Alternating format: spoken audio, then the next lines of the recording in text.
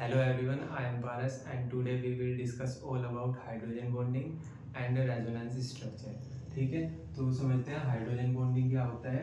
Hydrogen bonding एक attraction होता है हाइड्रोजन और जो हाईली इलेक्ट्रोनेगेटिव एटम होते हैं, जैसे या तो फ्लोरीन हो गया या ऑक्सीजन हो गया या नाइट्रोजन हो गया, FON ऐसे याद रख लेना इनको। ठीक है, तो जब भी हाइड्रोजन और फ्लोरीन के बीच में एक अट्रैक्शन फोर्स आ जाए, ये दोनों अट्रैक्ट हों, ठीक है, तो उसको बोल देंगे हम कि हाइड्रोजन बॉन्डिंग है इनके बीच में। ठीक है, इसको एक एग्जांपल से आप ऐसे समझो, जैसा हमारे पास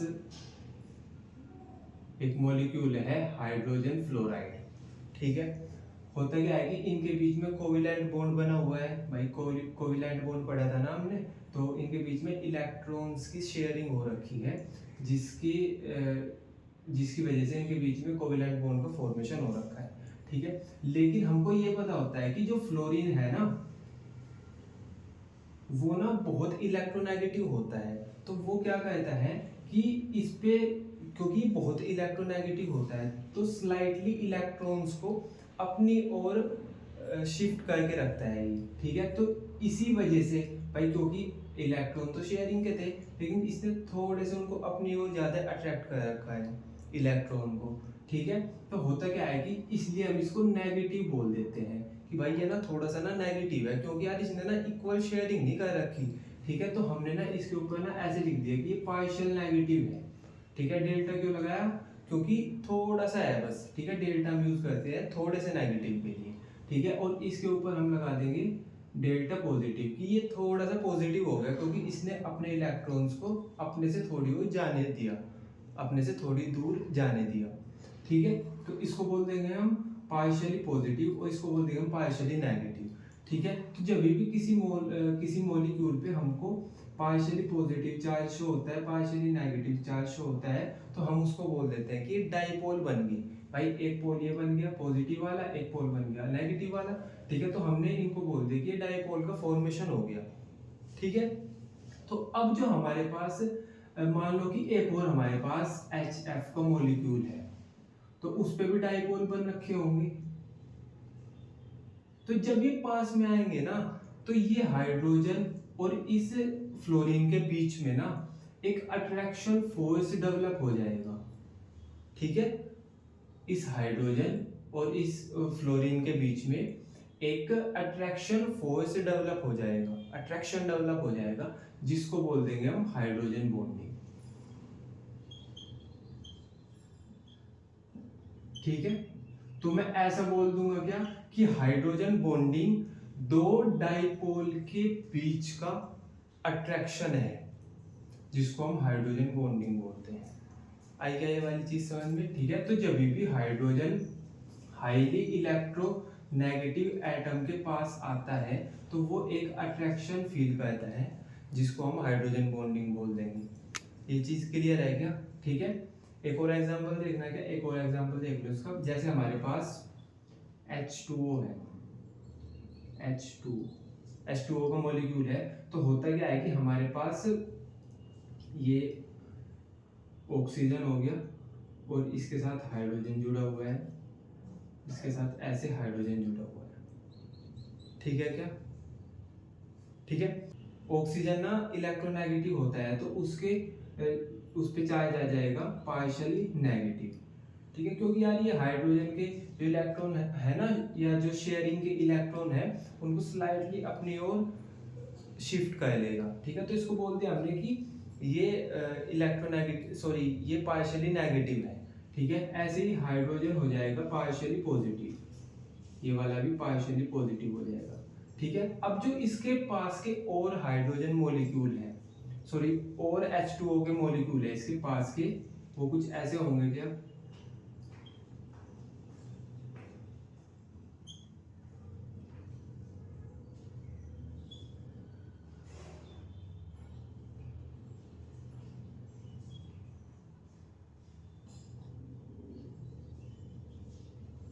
ठीक है भाई, ये हमारे पास, क्योंकि एक ही मॉलिक्यूल में पार्शियली नेगेटिव और पार्शियली पॉजिटिव चार्ज आ रहा है, तो मैं इसको ये बोल दूंगा क्या कि यहाँ पे डाइपोल का फॉर्मेशन हो गया। ठीक है, तो ये भी एक डाइपोल है, ये भी एक डाइपोल है, ये भी एक डाइपोल है। जब ये पास में आते हैं ना, तो ये वाला हाइड्रोजन, ये वाला हाइड्रोजन और ये वाले ऑक्सीजन के बीच में एक अट्रैक्शन डेवलप हो जाता है, जिसको हम हाइड्रोजन बॉन्डिंग बोल देंगे। कोई इलेक्ट्रॉन की शेयरिंग नहीं हो रही, कोई इलेक्ट्रॉन ट्रांसफर नहीं हो रहा, बस ये इसको देख रहा है और इनके बीच में एक अट्रैक्शन डेवलप हो रहा है। ठीक है, उससे ज्यादा कुछ नहीं है हाइड्रोजन बॉन्डिंग। बस हाइड्रोजन बॉन्डिंग दो डाइपोल के बीच का अट्रैक्शन है। ये चीज क्लियर होगी क्या? ठीक है ना? अच्छा, अब जैसा हम इस चीज को बोल रहे थे, ये हाइड्रोजन बॉन्डिंग है, ये भी हाइड्रोजन बॉन्डिंग है, लेकिन ये ना एक ना अलग अलग मॉलिक्यूल के बीच की हाइड्रोजन बॉन्डिंग है। भाई एक मॉलिक्यूल HF का ये हो गया, एक मॉलिक्यूल HF का ये हो गया, एक मॉलिक्यूल H2O का ये हो गया, एक मॉलिक्यूल H2O का ये हो गया। तो ये अलग अलग मॉलिक्यूल के बीच की हाइड्रोजन बॉन्डिंग है। तो मैं इसको बोल दूंगा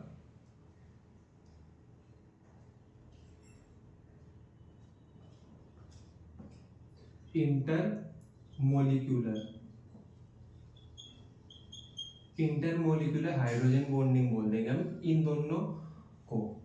मतलब इस टाइप की हाइड्रोजन बॉन्डिंग को हम बोल देंगे इंटरमोलिक्यूलर हाइड्रोजन बॉन्डिंग। ठीक है, क्योंकि ये अलग अलग मॉलिक्यूल के बीच में हो रहा है अट्रैक्शन। एक ऐसा होता है कि एक ही मॉलिक्यूल के बीच अट्रैक्शन हो जाए, कैसे? जैसा एक आपने एग्जांपल सुना होगा, ऑर्थोनाइट्रोफिनोल, ऐसा होता है वो कुछ।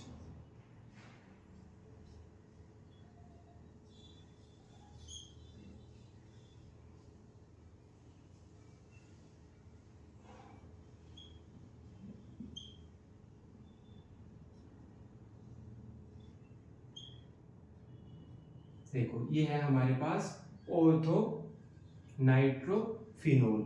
ठीक है, तो होता क्या है कि ये एक मॉलिक्यूल है ऑर्थोनाइट्रोफिनोल का, और इसमें हुआ क्या है कि ये वाला जो हाइड्रोजन है, हमने कहा था कि जब हाइड्रोजन के पास आता है कोई F, या तो F आ जाए या N आ जाए या O आ जाए, इन तीनों में से अगर कोई आता है ना, तो वो एक अट्रैक्शन फील करती है, जिसको हम हाइड्रोजन बॉन्डिंग बोलते हैं। ठीक है, तो जब ये हाइड्रोजन के पास ये ऑक्सीजन आएगा, तो ये एक अट्रैक्शन फील करेगी, जिसको हम हाइड्रोजन बॉन्डिंग बोल देंगे।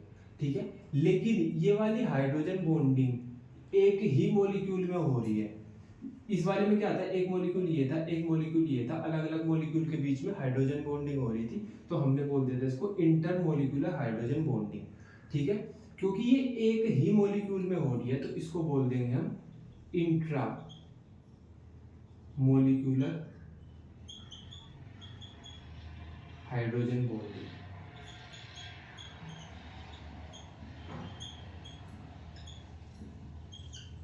ठीक है, तो सिंपल सी चीज आपको ये समझनी है कि हाइड्रोजन बॉन्डिंग क्या होता है। एक अट्रैक्शन होता है हाइड्रोजन और जो हाईली इलेक्ट्रोनेगेटिव एटम होते हैं, F हुआ, O हुआ, N हुआ, इनके बीच का। ठीक है, अब हाइड्रोजन बॉन्डिंग दो तरह की हो सकती है। एक तो होती है इंटरमोलिक्यूलर, जब दो मॉलिक्यूल के बीच में हाइड्रोजन बॉन्डिंग हो रही हो। एक होते हैं इंट्रामोलिक्यूलर, जब एक ही मॉलिक्यूल के बीच में हाइड्रोजन बॉन्डिंग हो रही है। ठीक है, एक चीज ये ध्यान रखना कि इनमें कोई इलेक्ट्रॉन की शेयरिंग नहीं हो रही, कोई इलेक्ट्रॉन ट्रांसफर नहीं हो रहा। ठीक है, यहाँ पे बस एक अट्रैक्शन हो रहा है। ठीक है ना, ये वाली चीज समझ रहे ना? ठीक है, तो ये वाली चीज हमने यहाँ पे लिखी हुई है कि अट्रैक्शन फोर्स होता है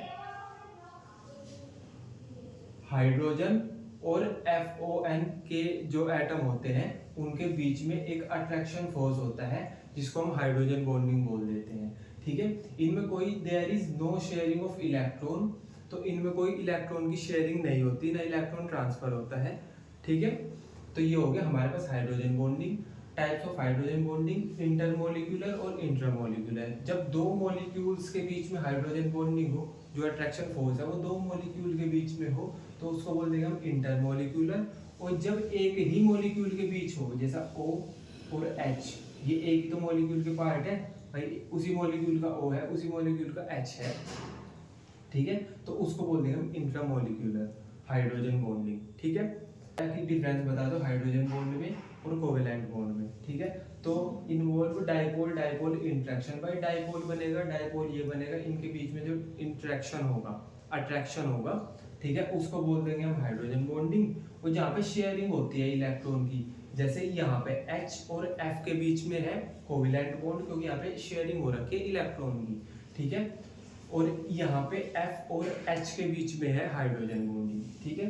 तो ये हो गया शेयरिंग ऑफ इलेक्ट्रॉन से ये बनता है, और डाइपोल डाइपोल के इंटरेक्शन से ये हाइड्रोजन बॉन्डिंग बनती है, ठीक है।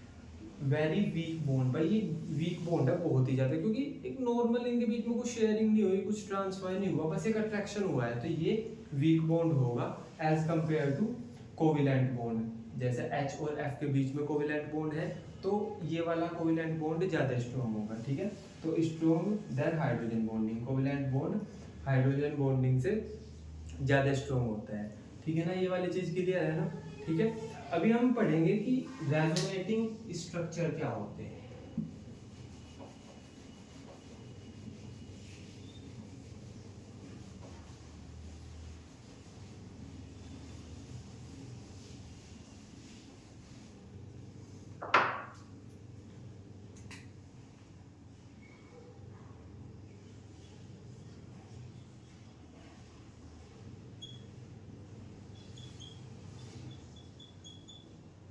रेजोनेंस स्ट्रक्चर,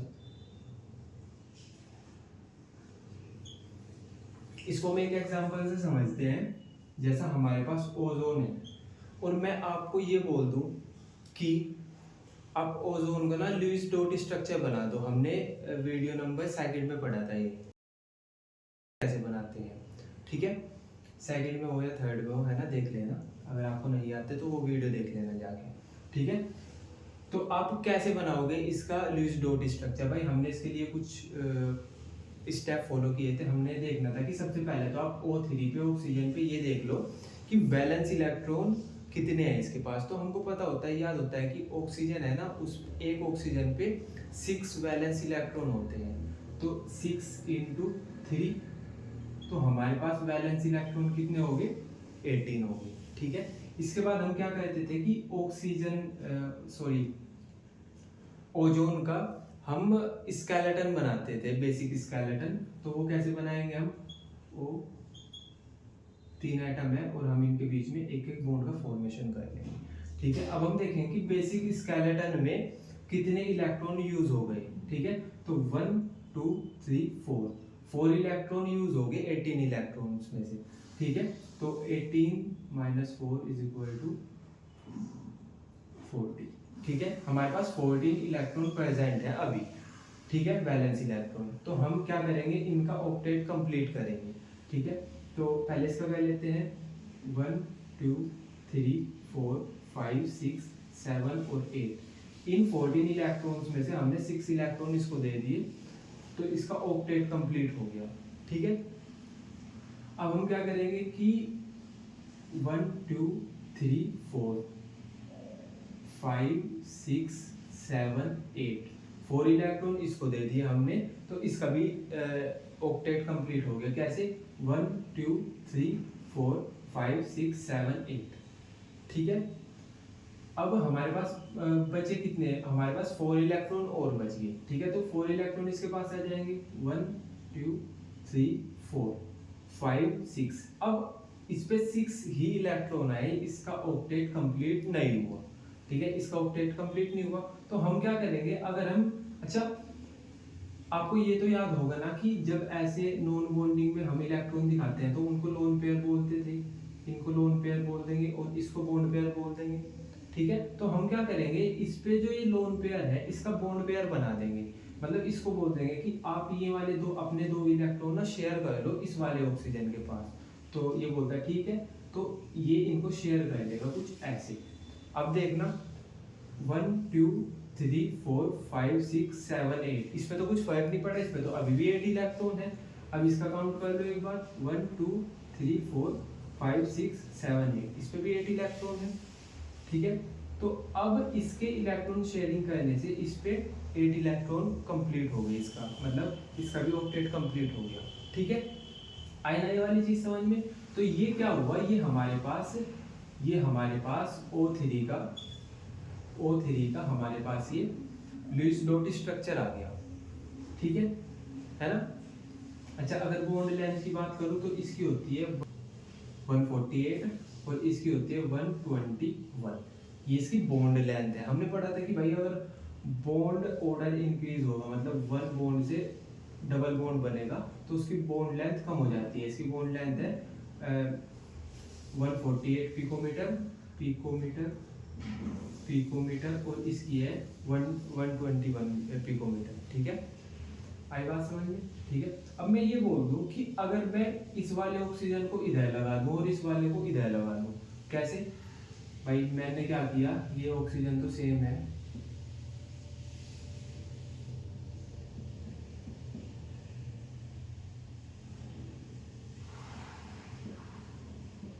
ऐसे कर दिया कुछ। ठीक है, तो इस वाले स्ट्रक्चर में इस वाले स्ट्रक्चर में कुछ डिफरेंस है क्या? बस इतना ही डिफरेंस है कि ये जो डबल बॉन्ड था उसको इधर कर दिया इस वाले स्ट्रक्चर में, और जो सिंगल बॉन्ड था उसको उधर की साइड कर दिया। बाकी तो कुछ डिफरेंस नहीं है। ठीक है, तो ये भी लुईस डॉट स्ट्रक्चर है, ये भी लुईस डॉट स्ट्रक्चर। ठीक है ना, पर है अलग अलग और डिफरेंस कुछ नहीं है। तो इनको मैं ऐसे बोल देते हैं, इनको हम बोल देते हैं कैनोनिकल स्ट्रक्चर। इनको हम बोल देंगे कैनोनिकल स्ट्रक्चर, इसको बोल देंगे हम कैनोनिकल स्ट्रक्चर। ठीक है, लेकिन जब हमको फाइनली पिक करने की जरूरत पड़ेगी, अब यहाँ मैं पिक कौन सा करूं, इसमें से ये वाला करूं या ये वाला करूं, कौन सा करूं? क्योंकि पार्शियलिटी नहीं होनी चाहिए ना किसी के साथ। भाई है तो दोनों सेम ही चीज, पर है भी डिफरेंट और है भी सेम ही। ठीक है, तो जब मैं इसको फाइनली पिक करूंगा तो मैं क्या करूंगा, अगर मैं इसको पिक कर लिया कि ये वाला लुईस डॉट स्ट्रक्चर है तो इसके साथ पार्शियलिटी हो जाएगी, अगर इसको कर लिया तो इसके साथ पार्शियलिटी हो जाएगी। तो हम बीच का हाइब्रिड बना देंगे। वो कैसे बनाएंगे?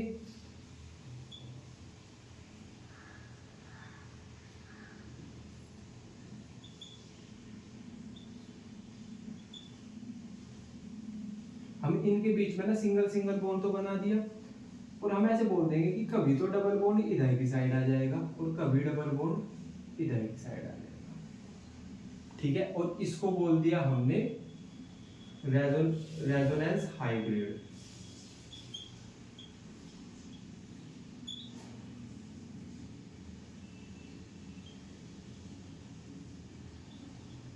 ठीक है, इसको बोलते हैं हमने रेजोनेंस हाइब्रिड, और इसकी जो बॉन्ड लेंथ है ना वो अब इक्वल हो जाएगी।